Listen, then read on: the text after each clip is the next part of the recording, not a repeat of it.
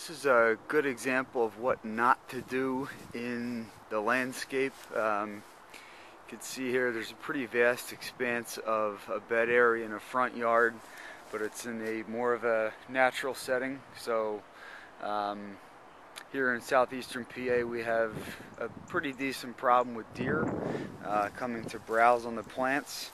And a lot of these plants in here do exhibit deer browsing. You can see right here at the ends of the stems. If we can focus in right, that's an example of a deer browse. Here's another example of a plant that has been browsed and essentially killed by deer. There's 1, 2, 3, almost 4, 5. This is a great example of deer browsing. You can see right here the kind of grayish brown. It almost looks like a really poorly cut branch, but you can see the kind of the rugged edge of the stems of the plants, and the deer just went to town here. Here's another one here, and basically the way that this landscape should have looked is if the right plants were planted here, deer-resistant plants.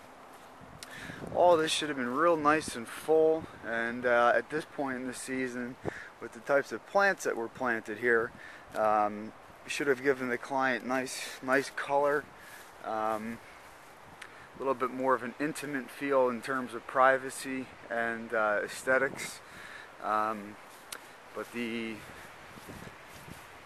types of plants that were selected here just aren't the right plants to use.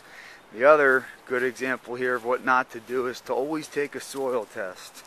You can plant any plant you want in the right location, but if the soil's not right, if the pH is a little bit off, or if they're lacking nutrients, and you put the plant in, it exhibits some decline, or it just doesn't grow to the way it's the way it's supposed to grow.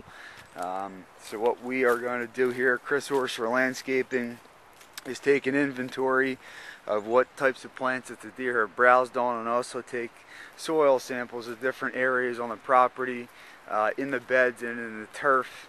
And we have an in-house soil testing system, so we will test that for the proper nutrients and the pH levels, and then suggest to the client what needs to be done in order to correct this. If there is any conditions in the soil that aren't optimal for plants, we would come in and amend the soil, and then come in and plant deer-resistant plants. So again, as you can see here at this point,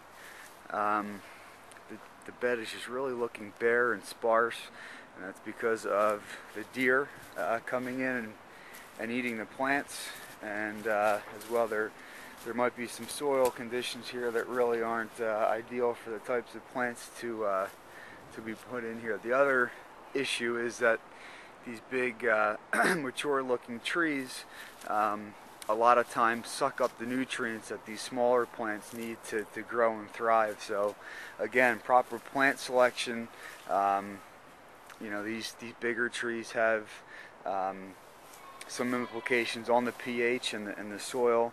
So again, we would come in here based on the soil results and amend the soil to where they need be to get these plants growing. And what we're going to do is just come in and, I mean, all these plants have to get ripped out. You can see here another one, just a great example of a deer browsing on the plant, and this is what it looks like when the deer browses on a plant right here. So if you have any concerns and issues about deer browsing on your plants, or if you think your plants have them browsed, give Chris Orser Landscaping a call, and we'll gladly come out to assess your plants and make the proper recommendation as far as if the plant has to come out, or we also do have deer sprays that we can come out periodically and spray. It's a deer repellent that keeps them away.